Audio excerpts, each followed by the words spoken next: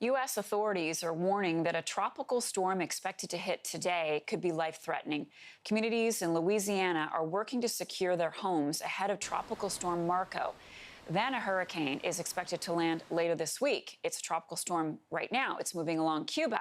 Earlier, it battered Haiti and the Dominican Republic, leaving 11 people dead. That was Storm Laura. Let's bring in Dr. Ed Rappaport. He's the deputy chief of the National Hurricane Center. He's in Miami, Florida this morning. Good morning. So glad you could be with us. So how historic is this? Two major storms hitting so close together. This is pretty rare. It occurs in the Atlantic about once every 25 years on average. And what's even more unusual, of course, is we're having two storms very close to each other in an area that's threatening land. And in this case, the northern Gulf of Mexico, the coastline there. What does your tracker tell you about Marco and Laura and the timing of these storms? Yes, at this point, and we can see them both on satellite images here. Here's the Gulf Coast of the U.S., Florida, Cuba's down here. The first storm for impacted Marco is going to be making landfall later today. Good news on Marco is that the winds have significantly weakened over the last 24 hours. It's a tropical storm. Maximum winds are about 50 miles per hour. The biggest issue for Marco is going to be the rain that it brings ashore.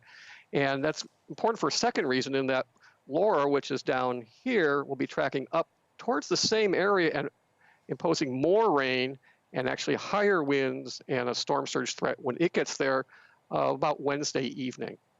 So in terms of where it may have the biggest impact on the U.S., you're talking about Louisiana? Primarily Louisiana. Certainly for the next few hours, though, the Florida Panhandle, which is a little bit off to the east, and we'll zoom in here a little bit more. Here's the center of Marco at this point. The rains are way off here, off to the side for Marco. But if we move on and take a look at where Laura is going to occur, it's a storm surge that we're expecting, 2 to 4 feet, by the way, for Marco now. But for Laura, here's the forecast track. Here's the center of the storm now, just south of Cuba. And the forecast takes the center up into the western part of Louisiana, perhaps as far to the west as eastern Texas. And so the greatest concern overall is going to be a landfall, likely of a strong hurricane, late Wednesday for Laura. Again, we have tropical storm conditions today, a little bit farther to the east for Marco, but the bigger threat's going to be Laura around Wednesday night into early Thursday.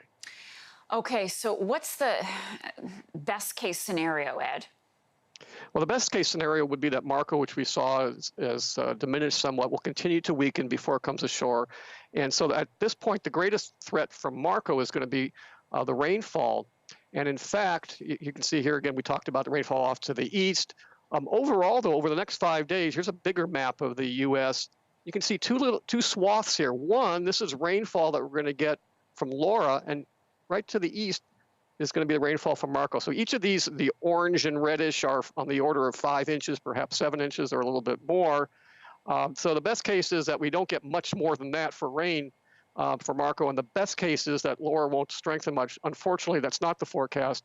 We do think it'll intensify to become a hurricane in the next 12 to 24 hours, and in fact be perhaps even stronger, Category 2. Could make it even to Category 3 hurricane by the time it reaches Louisiana and eastern Texas later Wednesday. Oh, gosh. Okay.